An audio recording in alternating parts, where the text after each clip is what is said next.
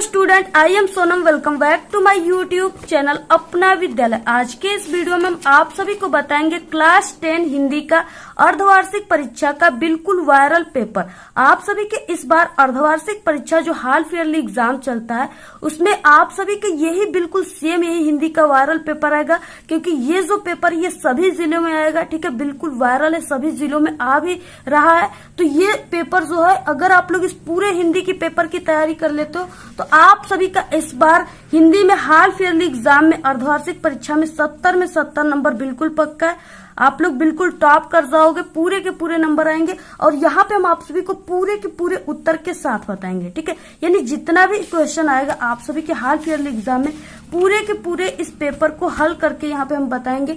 और ये जो पेपर है 100% गारंटी, बिल्कुल यही पेपर आप सभी के एग्जाम में आएगा। पहले आप सभी को यहाँ पे अपना नाम लिखना है, जो भी आप लोग यहाँ पे लिख दीजिएगा। ठीक है, और यहाँ पे अपना अनुक्रमांक आपको लिखना है, जो भी आपका अनुक्रमांक है आप लोग यहाँ पे लिख दीजिएगा। ठीक है, और तो ये आप सभी का एग्जाम जो है वो 2023 में चलेगा और कुछ स्टूडेंट का चल भी चुका होगा। ठीक है, तो यहाँ पे देखिए आप सभी को यानी इसमें जो समय मिलेगा वो 3 घंटे 15 मिनट का समय मिलेगा, जो कि बोर्ड परीक्षा में समय मिलता है वही समय आपको यहाँ पे मिलेगा। ठीक है, और पूर्णांक यानी जो आपकी हिंदी का पेपर रहेगा वो पूर्णांक 70 का रहेगा। इसमें कुछ निर्देश दिए, सबसे पहले हम आपको कुछ निर्देश बता देते हैं, जो कि आपको यानी कि प्रारंभ के जो 15 मिनट है उसको आप सभी को उसमें क्या करना है, इस पूरे प्रश्न पत्र को पढ़ना है। इसमें किस तरह से क्वेश्चन है, ठीक है, किसका आंसर आप सभी को आ रहा है उसको पहले करना है, ये सब। ठीक है, उसके बाद प्रश्न पत्र जो है वो 2 खंडों में बटा हुआ है, खंड अ है और खंड ब में विभाजित है।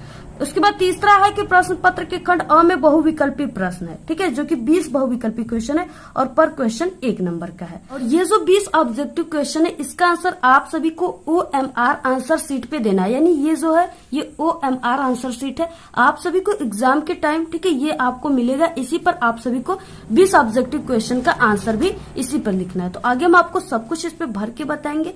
तो इस तरह से ये है पूरे निर्देश। ठीक है, इसके बाद देखिए यहाँ पे खंड अ बहुविकल्पी प्रश्न से शुरू होता है और ये 1 नंबर का पर क्वेश्चन है, 20 क्वेश्चन 20 नंबर का है। सबसे पहला क्वेश्चन है जो कि वेरी मोस्ट इंपॉर्टेंट क्वेश्चन है, एकांकी सम्राट कहा जाता है। ठीक है, तो यहाँ पे 4 ऑप्शन है, राम कुमार वर्मा को, सेठ गोविंद दास को, हरिकृष्ण प्रेमी को, मोहन राकेश को। ठीक है, तो यहाँ पे देखिए जो एकांकी का सम्राट कहा जाता है वो राम कुमार वर्मा को कहते हैं। ठीक है, और इनका जो है यानी दीपदान जो है इनका एक प्रमुख एकांकी भी है। तो इस तरह से यहाँ पे पहले का क राइट है। ठीक है, तो आपको किस तरह से OMR आंसर शीट में देखिए भरना है।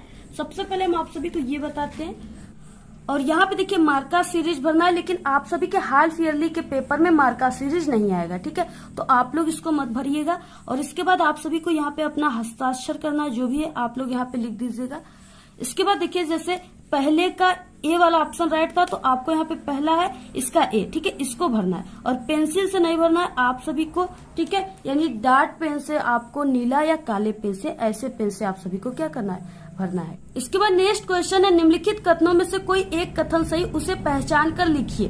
पहला यहाँ पे जैसे ध्रुव स्वामिनी नाटक के लेखक डॉक्टर राम कुमार है, ये गलत है क्योंकि ध्रुव स्वामिनी के जयशंकर प्रसाद है। क्या भूलूं क्या याद करूं उपन्यास विधा की रचना, ये भी गलत है। ठीक है, क्योंकि ये आत्मकथा है। इसके बाद नेक्स्ट है गोदान के लेखक प्रेमचंद है, ये सही है। ठीक है, क्योंकि गोदान जो है वो प्रेमचंद्र का क्या उपन्यास है।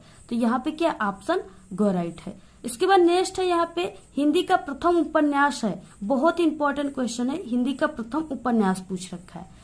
तो यहाँ पे हिंदी का जो प्रथम उपन्यास है वो परीक्षा गुरु है और इसके लेखक लाला श्री निवास दास है। यहाँ पे जो हम आप सभी को ये हिंदी के अर्धवार्षिक पेपर बता रहे हैं ये बिल्कुल वायरल पेपर है और सभी जगह बिल्कुल यही पेपर आएगा।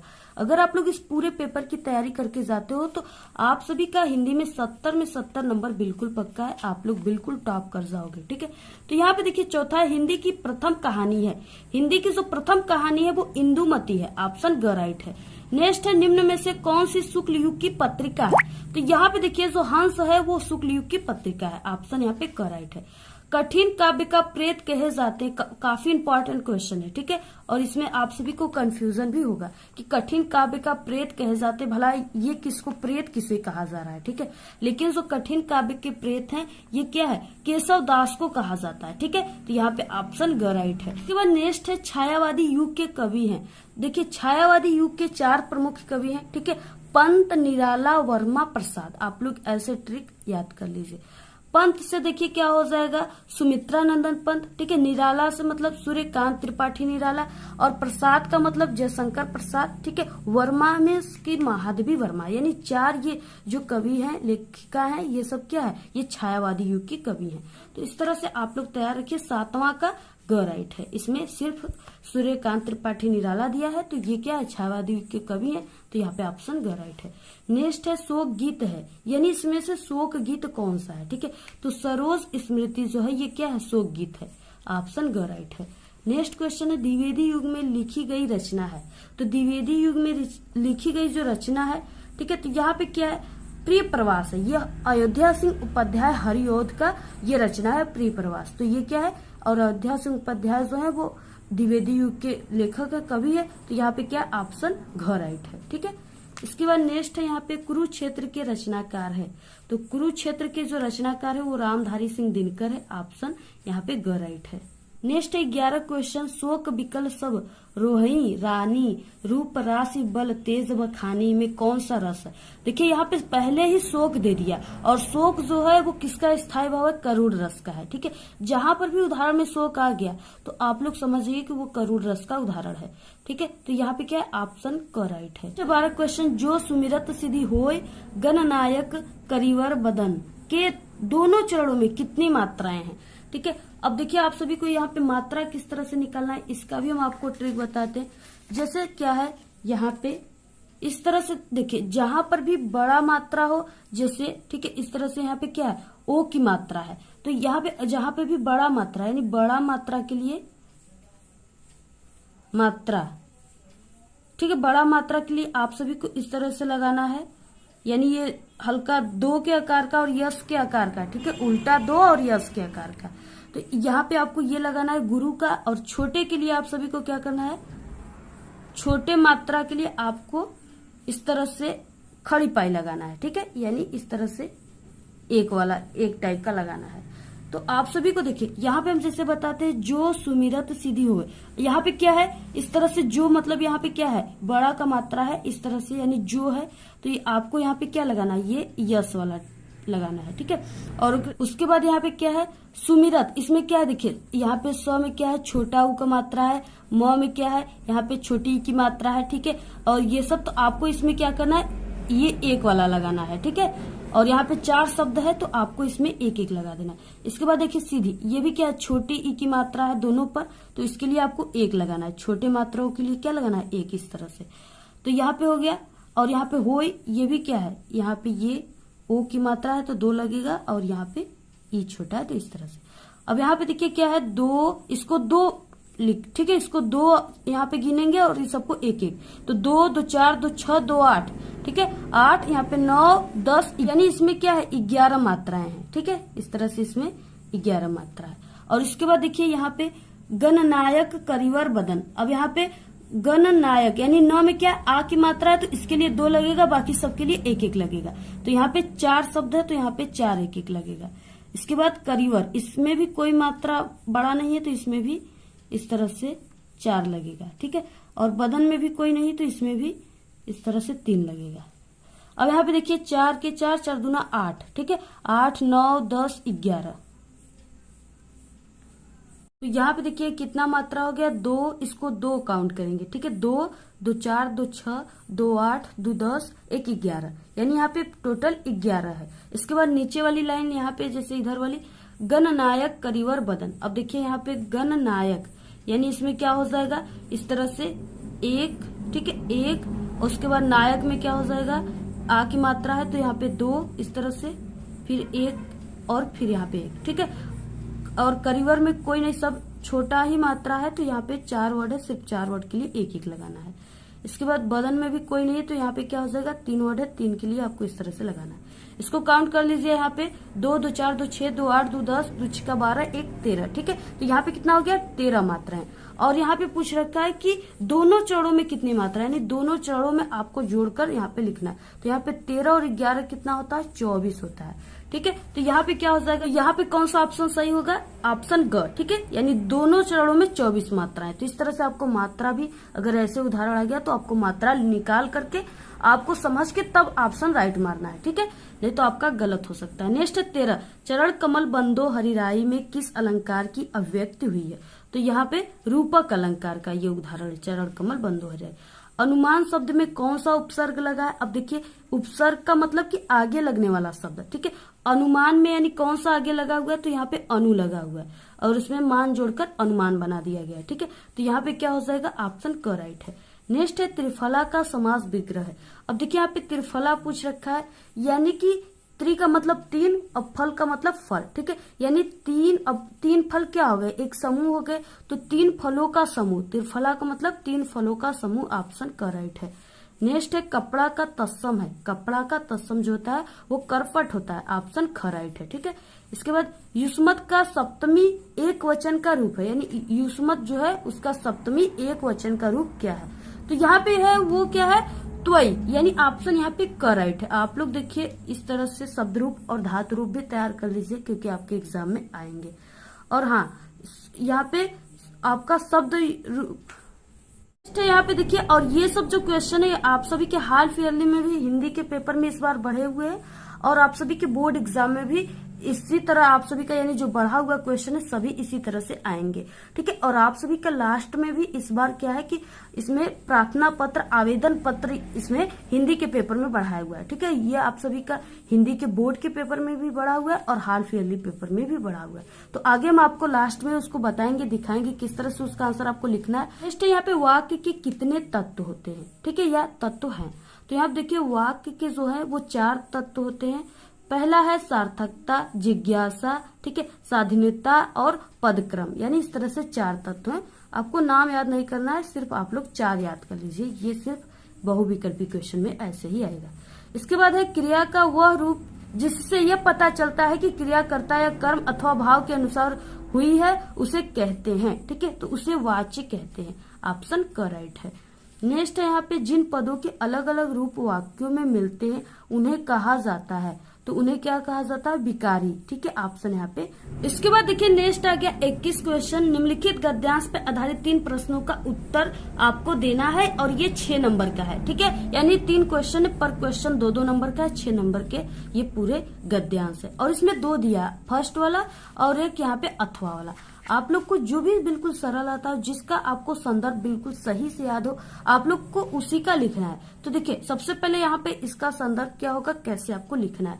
तो यहाँ पे देखिए इस तरह से दिया हुआ है, मित्र का कर्तव्य इस प्रकार बताया गया है, उच्च और महान कार्य में हर प्रकार सहायता देना, मन बढ़ाना, साहस दिलाना कि तुम अपनी निज सामर्थ्य से बाहर काम कर जाओ, ठीक है।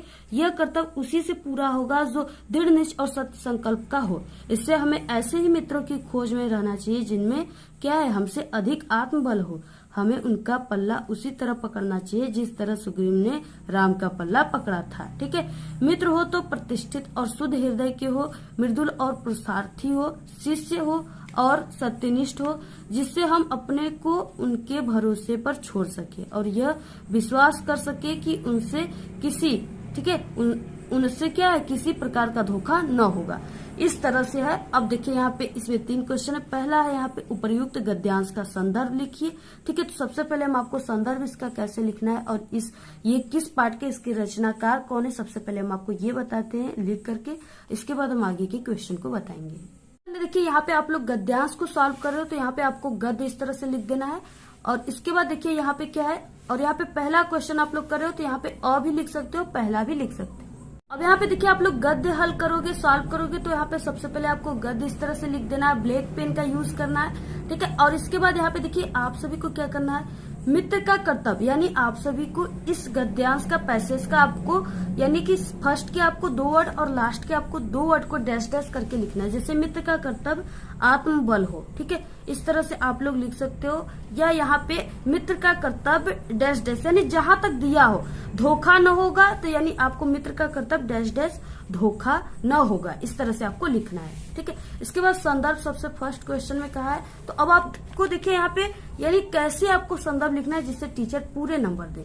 अब यहाँ पे देखिए जैसे आपको पहचानना है तो यहाँ पे मित्र आ गया, ठीक है, तो इस तरह से मित्र आ गया, मित्रता आ गया, तो इसमें क्या है आप सभी को, यानी कि ये जो है ये मित्रता चैप्टर से है और इसके लेखक जो है वो आचार्य रामचंद्र शुक्ल है। तो इस तरह से आप सभी को जैसे हमने लिखा है इसी तरह से संदर्भ आपको लिखना है, ठीक है। प्रस्तुत गद्यांश, क्योंकि गद्यांश है तो आपको गद्यांश लिखना है। हमारी पाठ्य पुस्तक हिंदी गद्य खंड में संकलित मित्रता नामक पाठ से लिया गया है। इसके लेखक आचार्य रामचंद्र शुक्ल है।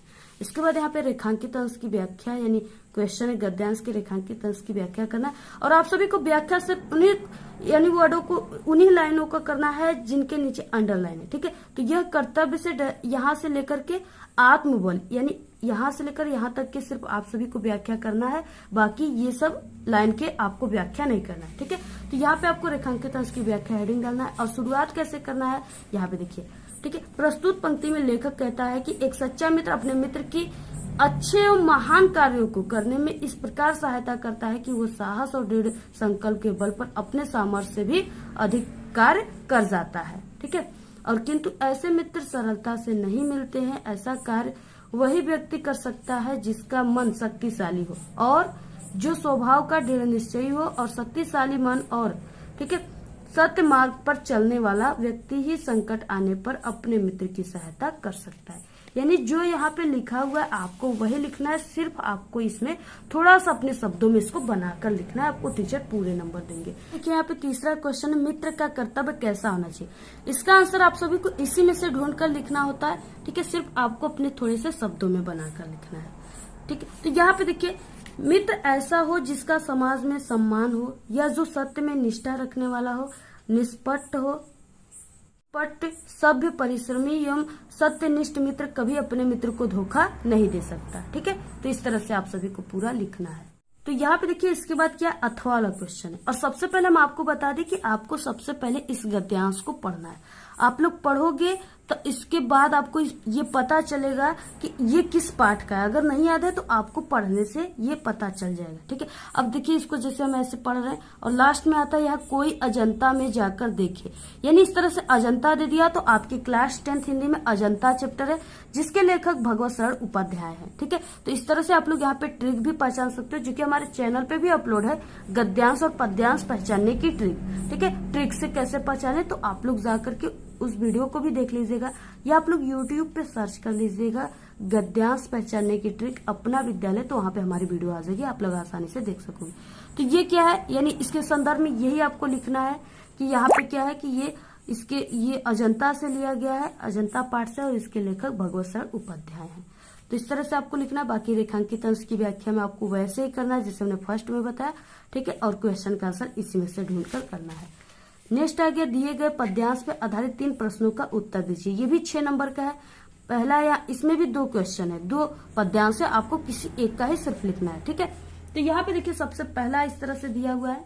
यहाँ पे पहला है क, निर्गुण कौन देश को बासी, मधुकर कहीं समुझाए सौह दे, बुझती साच न हासी, को है जनक कौन है जननी, कौन नारी को दासी, कैसे बरन भेष है कैसो की रस में अभिलाषी, ठीक है।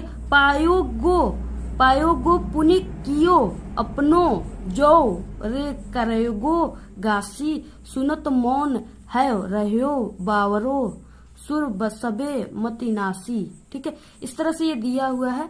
और यहाँ पे क्या है, इसमें सबसे पहले आपको इसका संदर्भ लिखना है पद्यांश का, ठीक है। तो यहाँ पे देखिए आप लोग को कैसे लिखना है। तो सबसे पहले यहाँ पे ये पद है तो आपको पद लिखना है और उसके बाद निर्गुण कौन डैश डैश मतिनासी, इस ऐसे लिखना है, ठीक है। संदर्भ में आपको क्या लिखना है, प्रस्तुत पद्यांश हमारी पाठ्य पुस्तक हिंदी पद्य खंड में संकलित सूर सागर नामक पाठ से लिया गया। इसके रचयिता जो है वो सूरदास जी हैं। और इसमें यहाँ पे रेखांकित अंश की व्याख्या कीजिए। आपको उसी वर्ड का करना है जिसके नीचे अंडरलाइन है, सिर्फ यहाँ निर्गुण से लेकर के यहाँ तक हासी तक सिर्फ करना है, ठीक है। तो यहाँ पे देखिए क्या हो जाएगा, आपको सबसे पहले रेखांकित अंश की व्याख्या हेडिंग डालना है जैसे फर्स्ट में हमने लिखा था।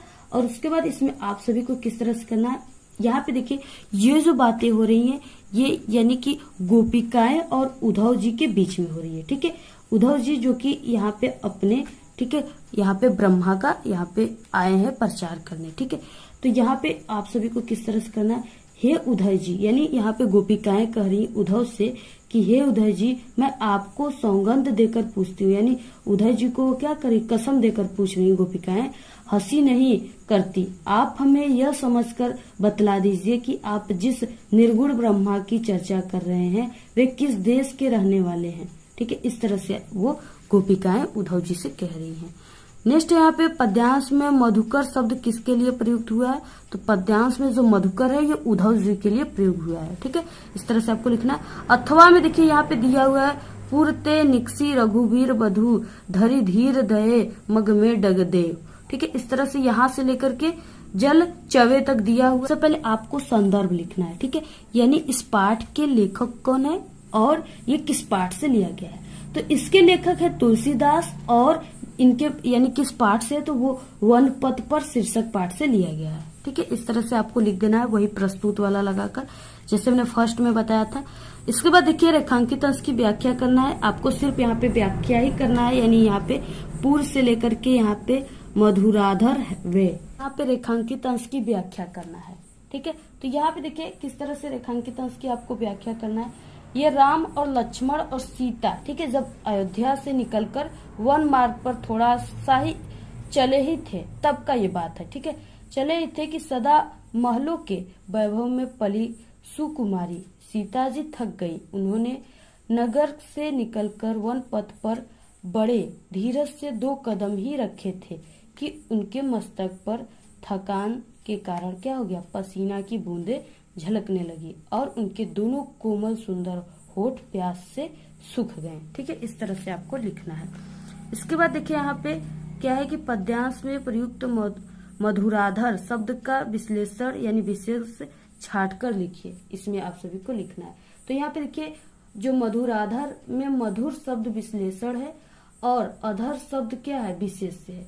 इस तरह से आपको लिखना है। नेक्स्ट है दिए गए संस्कृत गद्यांशों में से किसी एक का संदर्भ सहित आपको हिंदी में क्या करना है, अनुवाद करना है। 2 नंबर आप सभी को संदर्भ पे मिलेगा और 3 नंबर इसके अनुवाद पे मिलेगा। तो यहाँ पे गद्यांश दिया है संस्कृत का, ऐसा कर्म वीराणाम संस्कृति। ठीक है, यहाँ से लेकर के यहाँ पे प्रसरेत, पहले हम आप सभी को यहाँ पे बताते हैं ये जो संस्कृत वाला गद्यांश है इसका संदर्भ आपको कैसे लिखना है। ठीक है, तो प्रस्तुत गद्यांश हमारी पाठ्य पुस्तक हिंदी के संस्कृत खंड में संकलित, ठीक है, भारतीय संस्कृति नामक पाठ से लिया गया। इस तरह से आपको लिखना है और इसके बाद इसका आपको अनुवाद करना है, अनुवाद हेडिंग डालकर। ठीक है, तो आप लोग लिख लीजिएगा। और यहाँ पे अथवा करके दिया है। ठीक है, और ये भी जो है ये अथवा वाला भी जो है ये भी भारतीय संस्कृति नामक पाठ से लिया गया है।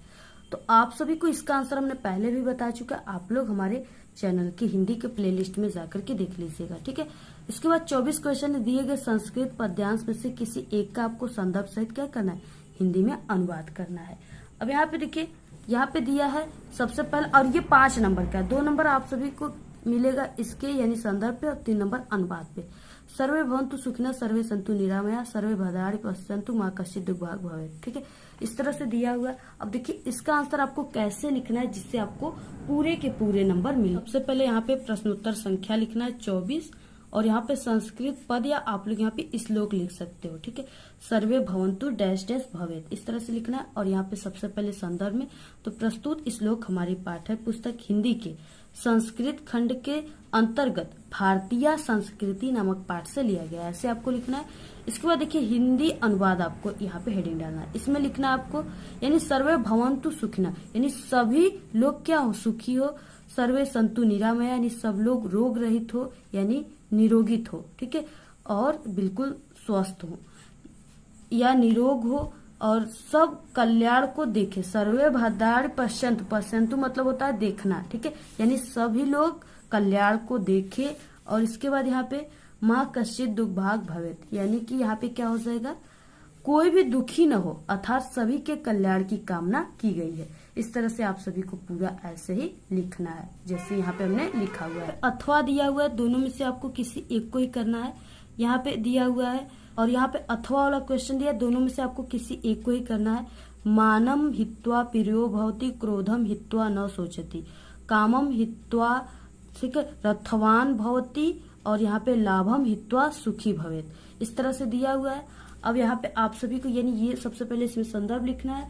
तो ये जो है ये जीवन सूत्राणि पाठ से लिया गया है।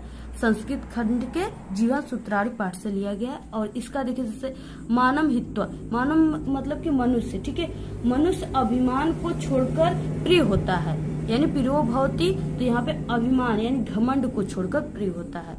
और यहाँ पे और क्रोध को छोड़कर शोक नहीं करता, ठीक है, क्रोधम हित्वा न सोचती, यानी वो क्रोध को छोड़कर सोचता नहीं है कि हमने अपने क्रोध को छोड़ दिया।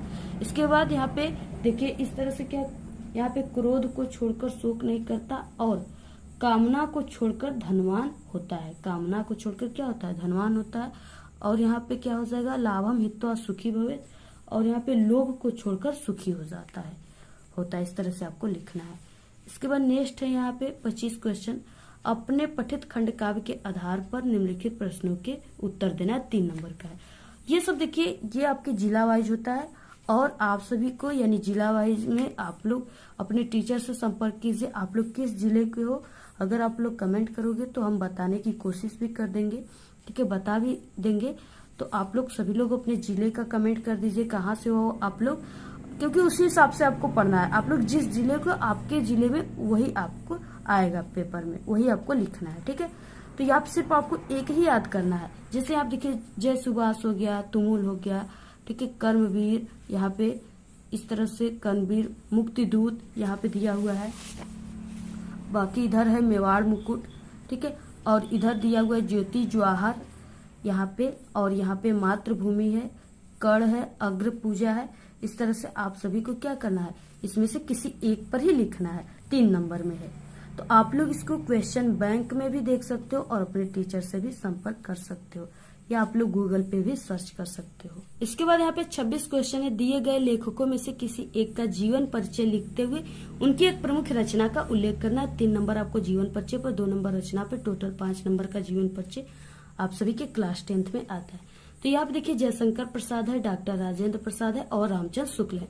इसमें से आपको सिर्फ एक पर ही लिखना है, ठीक है। तो आपको किस तरह से लिखना है, यहाँ पे देखिए इस तरह से आप सभी को लिखना है, ठीक है। प्रश्नोत्तर संख्या जो भी आप लोग लिख दीजिएगा 26, और इसके बाद जहां पर आप लोग जो भी लिख रहे हो जयशंकर प्रसाद जैसे, तो यहाँ पे आप लोग लिख दीजिए और यहाँ पे पहला लिख दीजिएगा। जीवन परिचय में आप सभी को इस तरह से बॉक्स बनाकर लिखना है, ठीक है। जैसे यहाँ पे हमने बॉक्स बनाकर लिखा है आप लोग को वैसे ही लिखना है। तो इस तरह से आपको, और लास्ट में आप सभी को यहाँ पे रचना लिख देना है, जैसे कामयानी, लहर, तितली इत्यादि। इसी तरीके से लिखना, आप लोग इसका स्क्रीनशॉट ले लीजिए। और इसको हमने पहले से बता चुका, तो आप लोग जयशंकर प्रसाद के जीवन परिचय अपना विद्यालय सर्च करोगे तो वहाँ पे हमारी वीडियो आ जाएगी, आप लोग इसको अच्छे से समझ लीजिएगा। नेक्स्ट देखिए यहाँ पे रामचंद्र शुक्ल, यहाँ पे आचार्य रामचंद्र शुक्ल का जीवन परिचय जो कि हमने पहले से बता चुका है। आप लोग यहाँ पे सिर्फ स्क्रीनशॉट ले लीजिए और इसको याद कर लीजिए, और ऐसे ही आप सभी को लिखना है। बहुत ही सरल तरीका हम आप सभी को बता रहे, ये तरीका आप लोग को तुरंत याद हो जाएगा। बाकी यहाँ पे डॉक्टर राजेंद्र प्रसाद का हमारे चैनल पे पहले से अपलोड है, आप लोग वहां से देख लीजिएगा।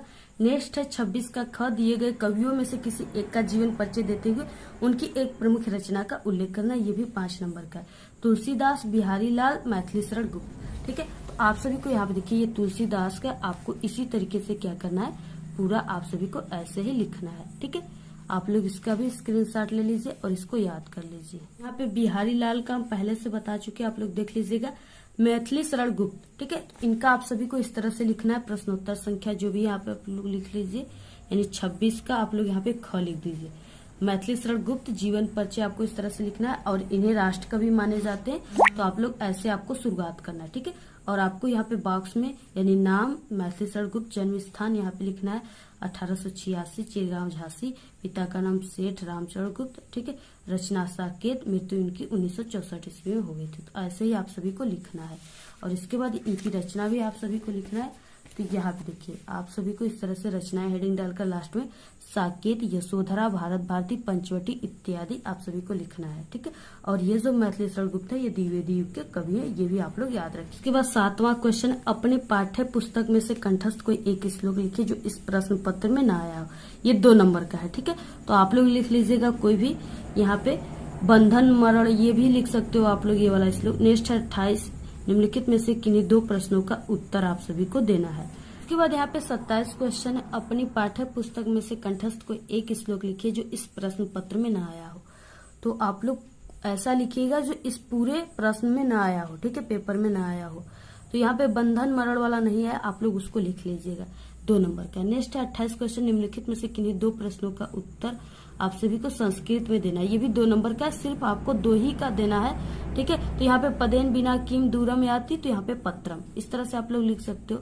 और यहाँ पे इन सभी का क्वेश्चन का आंसर हम पहले से बता चुके, आप लोग देख लीजिएगा चैनल पे। 29 क्वेश्चन है जो कि 7 नंबर का है, ठीक है। क्योंकि इस बार जो आप सभी की बोर्ड एग्जाम में और हाफ ईयरली एग्जाम में जो निबंध आएगा वो सिर्फ 7 नंबर का ही रहेगा। तो यहाँ पे निम्नलिखित में से किसी एक विषय पर आपको निबंध लिखना है, 4 दिया हुआ है, किसी एक पर ही लिखना है। विज्ञान की देन, पर्यावरण प्रदूषण, मेरा प्रिय कवि, विद्यार्थी जीवन, ठीक है।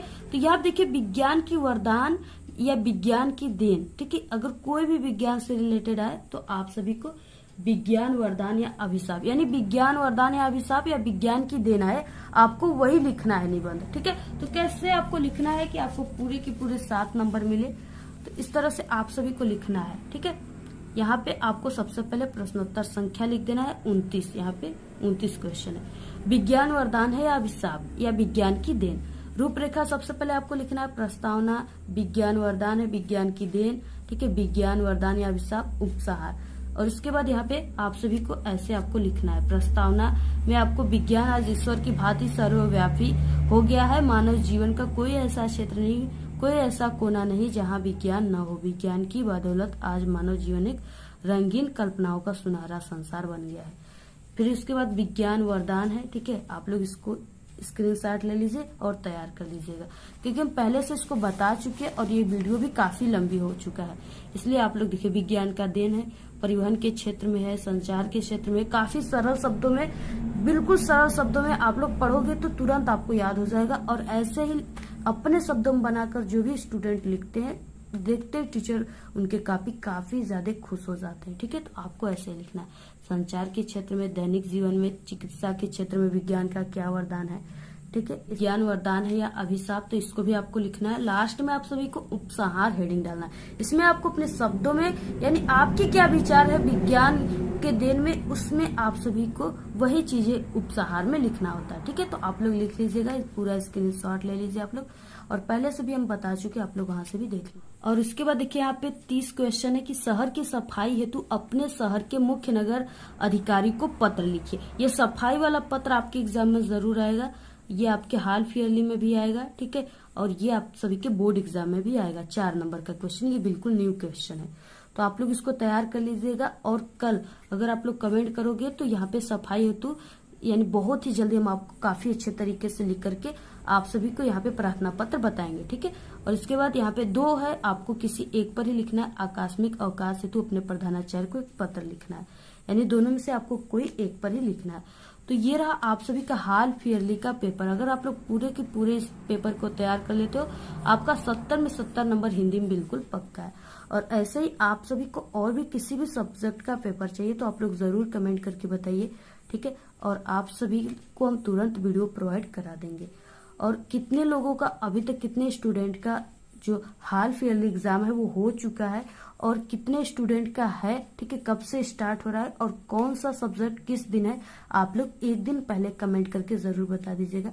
ऐसे में आपको इम्पोर्टेंट क्वेश्चन और वायरल पेपर जो आएंगे वो आपको हम दे देंगे, ठीक है, बता देंगे वीडियो के माध्यम से, जिससे आप लोग तैयार कर लीजिएगा और पूरे के पूरे नंबर लाइएगा।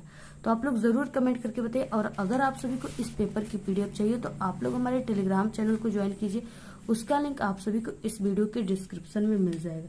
और इस वीडियो को आप लोग ज्यादा से ज्यादा अपने सभी दोस्तों में शेयर कीजिए। तो आज के इस वीडियो में सिर्फ इतना ही। आपको ये वीडियो कैसा लगा? अगर वीडियो पसंद आए तो एक बड़ा सा लाइक कर दे, चैनल पे नए तो सब्सक्राइब करके बेल आइकन को जरूर प्रेस कर दे। All the very best, bye bye.